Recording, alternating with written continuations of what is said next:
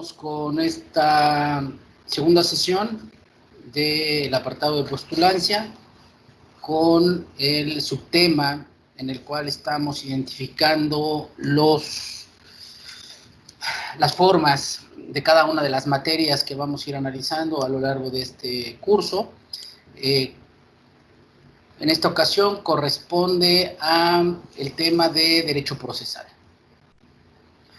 El derecho procesal lo podemos definir como el conjunto de normas que regulan el proceso por el cual las personas que tienen un conflicto jurídico ejercitan una acción ante órganos materialmente jurisdiccionales con el fin de obtener su pretensión mediante una resolución ejecutable.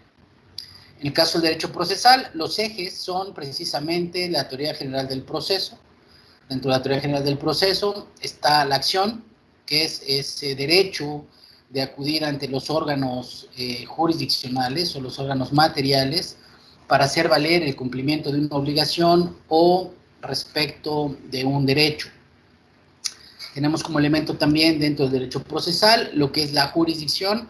La jurisdicción apunta de los órganos estatales para decidir si una situación jurídica controvertida con fuerza vinculante y es ejecutable ante las partes.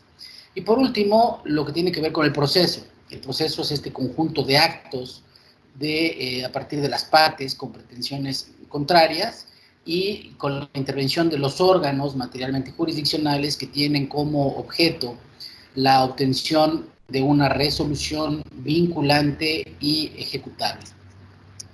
Ahora bien, dentro del derecho procesal también incluimos lo que es el análisis en este rubro del que venimos trabajando a partir de la sesión pasada, e identificar dentro del derecho procesal cuáles son los valores protegidos. Los valores protegidos del derecho procesal es en sí que se protege principalmente la seguridad de las personas.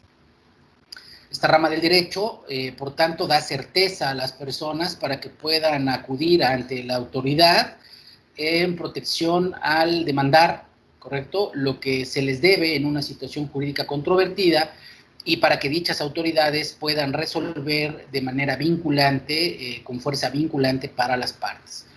Entonces, durante cualquier proceso jurídico, las personas cuentan con las garantías de audiencia previa, el acceso a la impartición de justicia y, por supuesto, el principio jurídico de legalidad. Ahora bien, en cuanto a los valores que protegen dentro del derecho procesal, pues tenemos la garantía de audiencia. Esta previa se ordena en el segundo párrafo del artículo 14 constitucional, el cual señala que un acto de privación de libertad, de propiedades, posesiones o derechos debe desahogarse mediante el juicio seguido ante los tribunales establecidos. Tenemos también como valores protegidos la garantía de acceso a la impartición de justicia.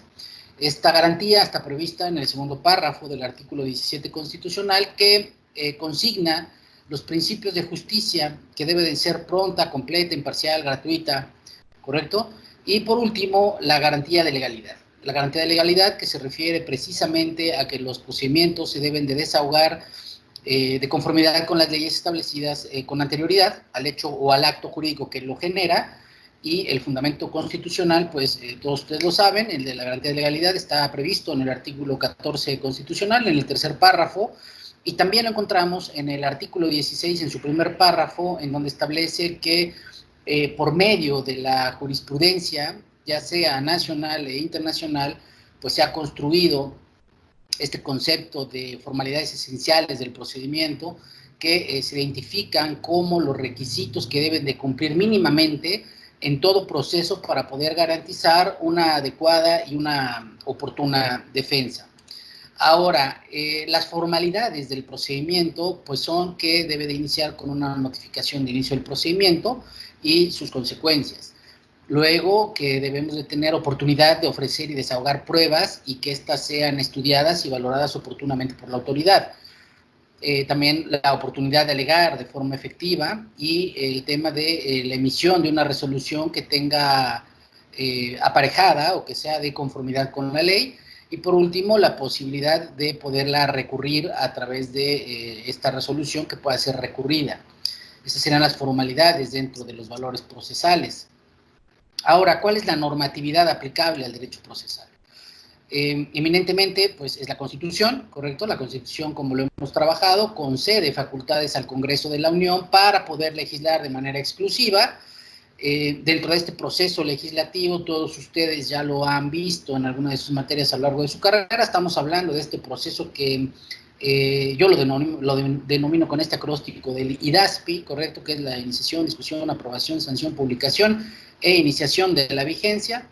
Entonces, el Congreso de la Unión tiene esta facultad exclusiva de legislar, y en el caso específicamente de materia procedimental, en el caso penal, o lo que tiene que ver con mecanismos alternativos de solución de controversias, en el caso de ejecución de penas y sentencias para adolescentes, el caso que nos atañe, que es la materia procesal en civil y familiar, así como las demás materias en las que específicamente en el artículo 73 le confía esta competencia exclusiva, como por ejemplo podría ser el caso de comercio, ¿correcto?, cuyo procedimiento está previsto en el Código de Comercio. Por lo tanto, la normatividad aplicable pues son precisamente todos los códigos procesales en todas las materias que son visibles a nivel federal.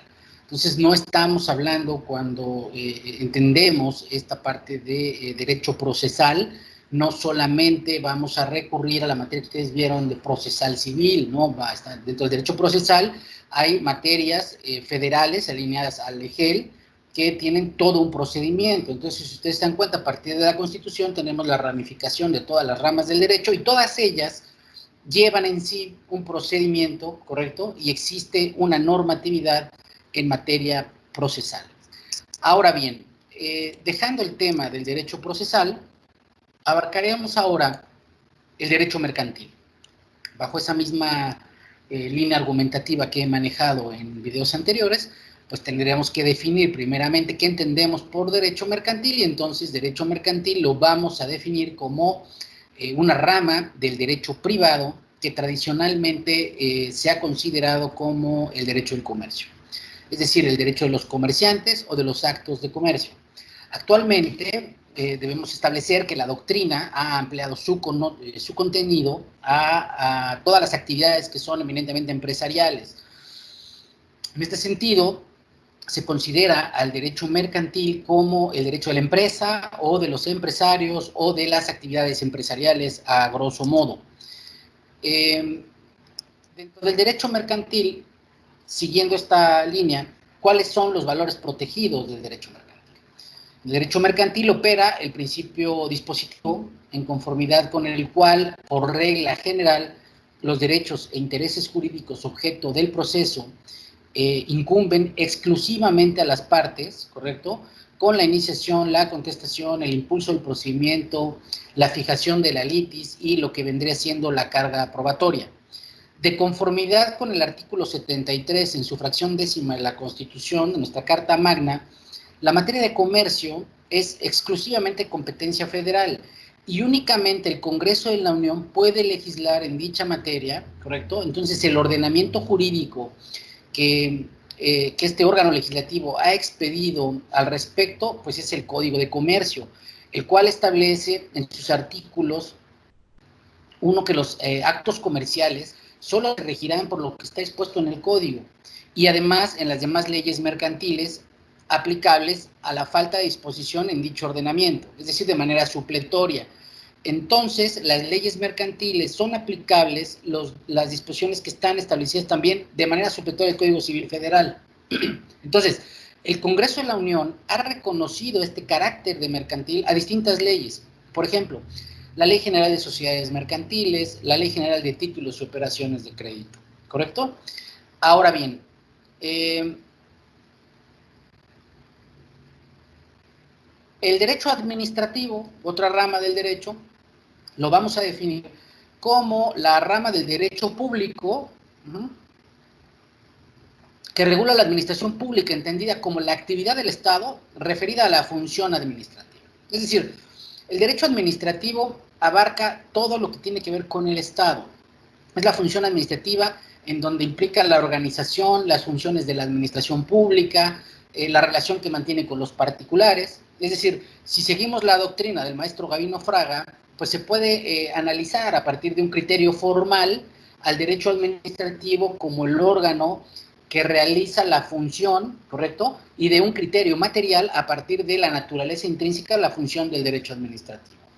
Entonces, de acuerdo con este criterio formal, pues podríamos entender que es toda actividad emanada del Poder Ejecutivo, es decir, que se considera como administrativa, en lo que respecta al criterio material, será una actividad administrativa aquella que consiste en la ejecución de actos materiales como servidores públicos, ¿correcto? Y de altos mandos que determinen sanciones jurídicas individualizadas. Entonces, el derecho administrativo es muy amplio. Lo vamos a ir viendo más adelante a profundidad para que ustedes tengan perfectamente claro este tema. Ahora, ¿cuáles son los valores protegidos del derecho administrativo? Dentro de la actividad administrativa es de naturaleza pública, es decir, por estar en medio de intereses generales o colectivos. Por tanto, son los bienes y valores del patrimonio público. Implica además actos de imperio que son emanados del propio poder de la autoridad. Y entonces aquí encontramos un término que es el de acto administrativo. Acto administrativo lo realiza la autoridad pública y está sujeto a las leyes que son precisamente de orden público. Ahora bien, ¿cuál es la normatividad aplicable en el derecho administrativo o dentro de la función administrativa? La función administrativa es, como lo hemos establecido, competencia federal, pero también hay de competencia local. La Constitución confiere sus ejercicios a los órganos del poder federal, tanto federales como locales, independientemente de que pertenezcan o no al Poder Ejecutivo. Entonces, de conformidad con lo que establece el artículo 28 de la Constitución, podríamos mencionar, por decir, al Instituto Federal de Telecomunicaciones, a la Comisión Federal de Competencia Económica, la COFESE, que son órganos autónomos a nivel federal y que están facultados para emitir disposiciones administrativas que son de carácter general, exclusivamente en el cumplimiento de la función regulatoria, ¿correcto? En el sector de su competencia. Algunos ejemplos que podemos mencionar sobre normatividades son, sin duda, la Ley Orgánica de la Administración Pública Federal, la Ley Federal de Entidades Paraestatales, la Ley del Servicio Profesional de Carrera, la Ley Federal para la Administración y Enajenación de Bienes del Sector Público, la Ley General de Responsabilidades Administrativas, entre otras. Todas estas son normatividades que emanan y que soportan precisamente al derecho administrativo. Ahora, en cuanto al derecho penal, el derecho penal lo definimos como la rama del derecho público que regula los aspectos como, 1, la facultad del Estado de prohibir las conductas que afecten los intereses fundamentales de la sociedad, así como imponer penas en caso de incumplimiento. 2, los derechos de las partes en las controversias penales. 3, la intervención de las partes en las controversias penales durante la investigación del proceso y la relación de la misma. Y por último, con la finalidad de lograr la reinserción del sentenciado y la reparación del daño. Esto sería como un panorama, a grosso modo, de lo que es el derecho penal. En el derecho penal se debe considerar, digamos, como el último recurso para el control de las conductas de la sociedad. Entonces, a partir de la reforma constitucional en materia penal del año 2008, todos ustedes saben, pues se cambiaron los objetivos del sistema. Es decir, la finalidad ya no era el castigo en sí, sino buscar la reinserción del sentenciado y la reparación del daño. La Rectoría del Estado se ha matizado de alguna manera con la intervención de las partes involucradas en la investigación, en el procedimiento, en la resolución de controversias penales y además establece lo que ustedes conocen como las MASC, ¿no? Los medios alternativos de solución de controversias. Queda claro que a partir de estos momentos, la materia penal, volvemos al primer punto que hablábamos en los mitos y realidades del EGEL, es de considerar que en la primera parte del examen de la tarde, un gran número de preguntas son enfocadas precisamente en la materia penal, porque es el proceso, digamos, el proceso oral penal, ¿no? Este nuevo sistema acusatorio en manera penal es lo que abarca parte del EGEL. Ahora bien, ¿cuáles son los valores protegidos en el derecho penal? El derecho penal protege los intereses jurídicos que el legislador ha considerado como la jerarquía superior para la sociedad, es decir, cuya violación puede o debería ser penada. ¿Por qué? Pues porque se incurren en delitos. Además de la protección de los bienes jurídicos fundamentales de la sociedad, se tiene como objetivo principal digamos, en el actual sistema de justicia penal, lo que ya había yo comentado, que es la reinserción del sentenciado en la sociedad y además garantizar el pago de la reparación del daño. Esto viene a colación con lo que refieren los artículos 14 y 20 constitucionales, ¿correcto? Algunos principios fundamentales en materia penal podríamos establecerlos como, como son quizá el valor protegido de la legalidad, ¿correcto? Que es para que la conducta sea penada, debe ser considerada en la ley previa y será exactamente aplicable al caso concreto. El tema de la oralidad, es decir, que se basa en un sistema de audiencias orales. El tema de la publicidad, que como regla general la audiencia deberá ser pública, ya que estos abonan a la transparencia del proceso. La contradicción es que el juez solo puede decidir respecto de los argumentos jurídicos expuestos por las partes, no puede ir más allá. El caso de la concentración, es decir, que como regla general las audiencias deben desarrollarse el mismo día, ¿correcto? O en días consecutivos hasta su propia conclusión. Se está tratando de hacer de manera pronta y expedita la justicia. Y por último, el valor que protege de la continuidad, es decir, que las audiencias se lleven de manera continua y reiterada. Ahora, ¿qué normatividad es aplicable al derecho penal? Pues de acuerdo a lo que establece el 73, fracción 21 de la propia Constitución, el Congreso de la Unión tiene la facultad para expedir normas. Entonces, en este apartado, las leyes generales que se establecen como mínimo lo que ustedes conocen como tipos penales, ¿no? Se recordarán ustedes su materia de penal 1, ¿no? Donde hablamos de tipo penal. Recuerdo por ahí el maestro Eugenio Cuello Calón, ¿no? Cuando habla de pues las características en el derecho penal, de qué es la adecuación de la conducta al tipo, ¿correcto? Que vendría siendo esta parte donde ustedes abren el código y encuentran la clasificación de los delitos, van a encontrar sus sanciones, además la distribución de las competencias y la forma de coordinación entre la federación, las entidades federativas y los municipios en materias muy particulares, como serían el secuestro, la trata de personas, la desaparición forzada, la tortura, inclusive estamos hablando de la materia electoral, que va muy de la mano de la materia penal, a partir de la creación de la FEPADE, ¿correcto?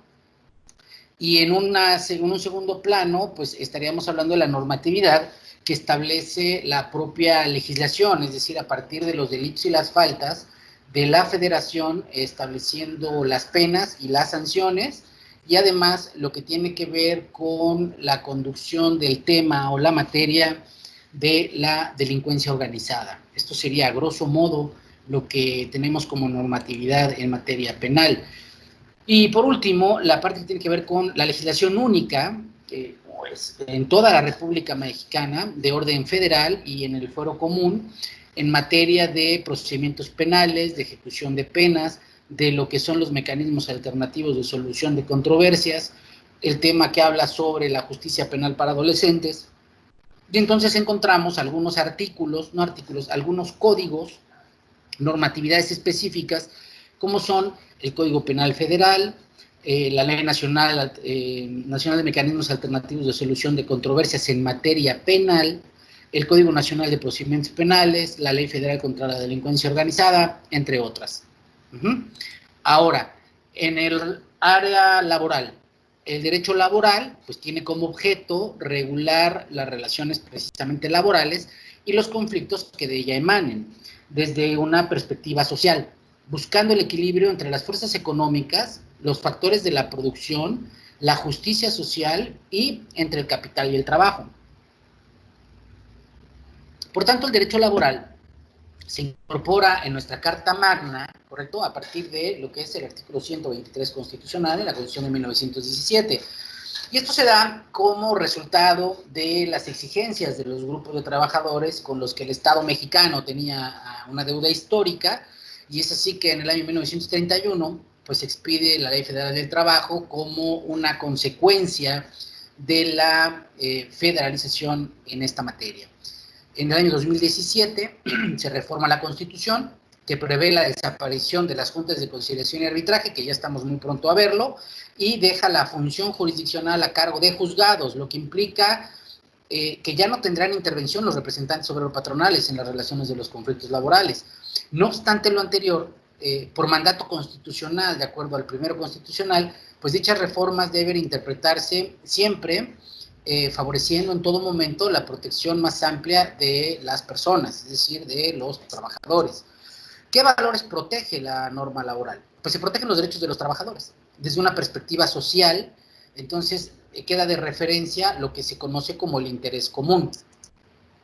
La normatividad aplicable en materia laboral es, de conformidad con el artículo 123 constitucional, pues la facultad para expedir leyes sobre el trabajo le corresponde al Congreso de la Unión, y tenemos como algunas leyes, pues precisamente la Ley Federal del Trabajo, la Ley Federal de los Trabajadores al Servicio del Estado, la Ley de Ayuda Alimentaria para los Trabajadores, la Ley del Instituto de Seguridad y Servicios Sociales de los Trabajadores del Estado, el ISTEP, la ley del Instituto del Fondo Nacional para el Consumo de los Trabajadores, el FONACOT, entre otras. Estas son las normatividades aplicables precisamente a la materia laboral.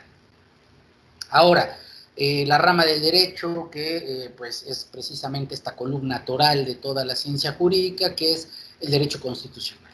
Sin duda, el derecho constitucional, estamos hablando de una cuestión que va de la mano de que se encarga precisamente del estudio del ordenamiento jurídico supremo, que es cómo se organiza el Estado, cómo se va a regular el poder y cómo se va a garantizar los derechos humanos. Ustedes conocen perfectamente bien que la primera Constitución en México se promulga el 4 de octubre del 24, de 1824, en la cual se adopta como forma de gobierno y de Estado el de la República. Entonces es una república representativa, popular y federal. Más adelante, el 21 de mayo de 1847, se promulga el Acta Constitutiva y de Reforma, en virtud del cual se restituyó formalmente la Constitución del 24, y con ello se garantiza de nuevo el federalismo. Debido a algunas pugnas entre los liberales y los conservadores que buscaban cambiar el orden jurídico, es que el 5 de febrero de 1857 se emite una nueva Constitución, en la que se mantuvo precisamente el régimen federal y se fortaleció la materia de los derechos y la protección de los derechos humanos. Luego, el 5 de febrero de 1917 se promulga nuestra actual Constitución, es decir, la Constitución que tenemos actualmente es la del 5 de febrero de 1917, y que entra en vigor en su totalidad el día 1 de mayo de 1917.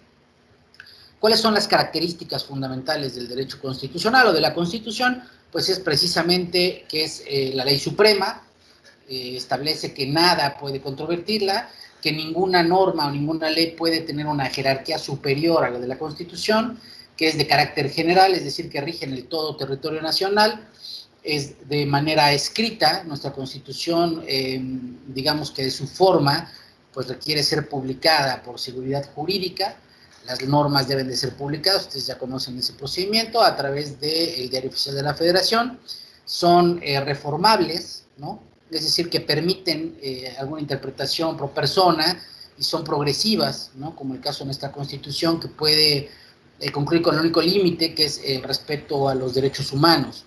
Además, es una Constitución rígida. Rígida significa que se requiere un procedimiento especial y reforzado, diferente al ordinario, es decir, a este IDASPI que yo les había platicado, para poder modificar la Constitución. Y aquí entonces acá hablaremos de un tema que vamos a tratar más adelante, que es del poder constituyente, ¿no? Entonces ustedes recordarán que perfectamente establece la Constitución cuál es el procedimiento para poder modificar la norma constitucional. A grosso modo, pues se necesita la mayoría de la Cámara de Diputados, ¿correcto? Y además se requiere la mitad más uno de los estados, de todos los legislativos de los estados que estén a favor de la modificación. Es decir, sobre el orden de 17 estados estarían votando a favor para poder modificar una norma constitucional. Ese es el proceso especial que rige el derecho constitucional, y además es permanente. Permanente significa que la Constitución está realizada para perdurar durante el mayor tiempo posible. ¿Cuáles son los valores protegidos por el derecho constitucional? De conformidad con el artículo 1 de la Constitución, nuestro ordenamiento jurídico supremo reconoce precisamente los derechos humanos y obliga a todas las autoridades a promover el respeto, protegerlos y garantizarlos. ¿Cómo? Pues mediante la interpretación más favorable a las personas y de conformidad con los estándares internacionales y nacionales en la materia. Adentrándonos en el tema constitucional, ustedes ubican perfectamente bien que de los 136 artículos, los primeros 29 artículos hablan precisamente sobre esta parte que tiene que ver con los derechos jurídicos fundamentales y los derechos humanos. Y a partir del 30 en adelante ya habla de toda lo que es la organización del Estado, cómo se organiza, cómo se eligen a los magistrados, a los ministros de la Corte, al presidente, a los diputados, a los senadores, que lo iremos viendo en su momento más adelante. ¿Cuáles son los valores protegidos del derecho constitucional? Precisamente es la forma de gobierno y de Estado, es decir, estamos hablando que es republicano, que significa que la titularidad de los cargos públicos es temporal, ¿no? Es decir, ustedes ubican que para presidente de la República estamos hablando de 6 años, diputados federales 3, miembros de los ayuntamientos 3, gobernadores 6, ¿correcto? Eso hablamos que es un sistema republicano. Representativo establece que es el ejercicio de la soberanía por medio de los poderes públicos ante la imposibilidad de que el pueblo pueda ejercer de manera directa. Entonces nosotros elegimos a nuestros representantes a través del voto, ¿no? Entonces la Ley General de Instituciones y Procesos Electorales establece que el voto debe de ser secreto, auténtico, libre, y nosotros vamos a elegir a quienes nos van a representar en el Congreso. Es democrático.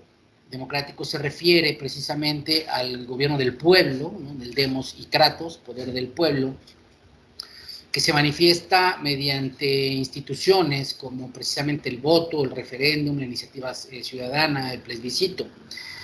El valor protegido de la Constitución también es que es laica, ¿no? Es decir, donde existe una separación entre el Estado y la Iglesia, y además es federal, es una forma de Estado en la que existen dos órdenes de autoridad, ¿no? Es decir, uno central y otro estatal, pero cuyo campo de acción está diferenciada en razón de materia y de grado.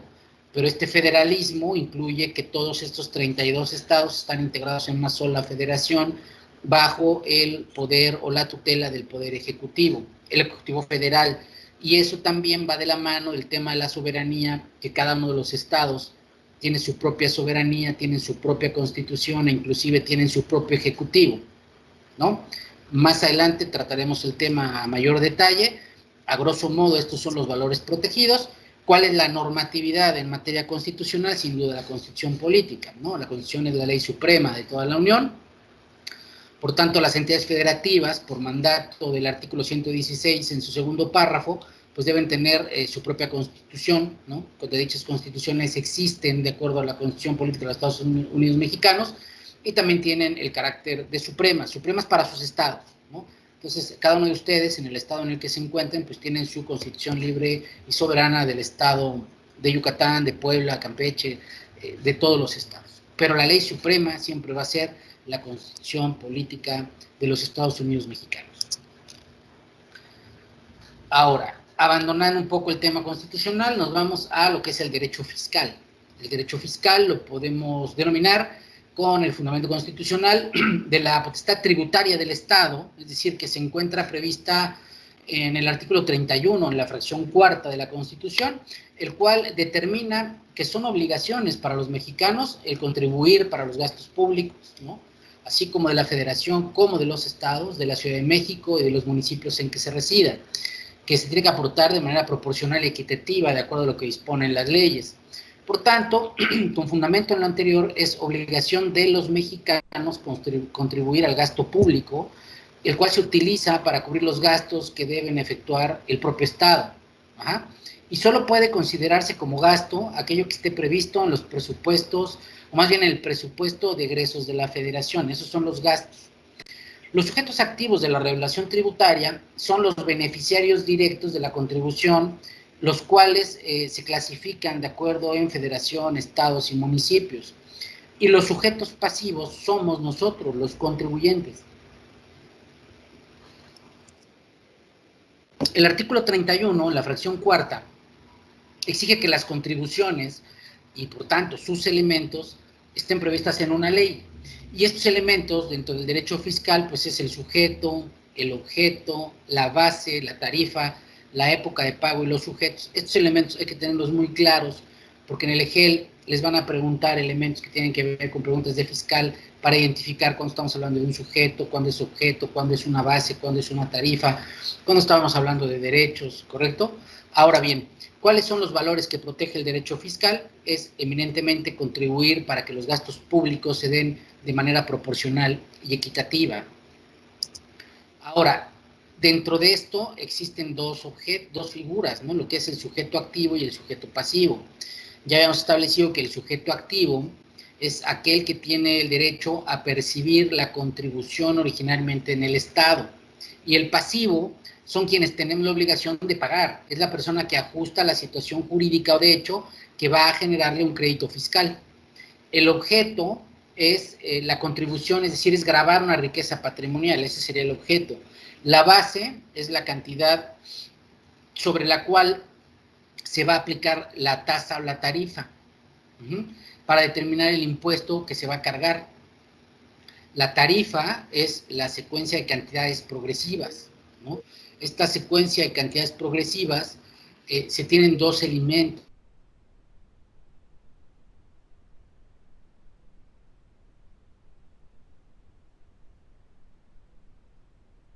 Pago es la fecha, precisamente es la fecha en la cual se da el momento en el que se tiene que efectuar el pago. Ahora bien, ¿cuáles son las diferentes normatividades que hay en materia fiscal?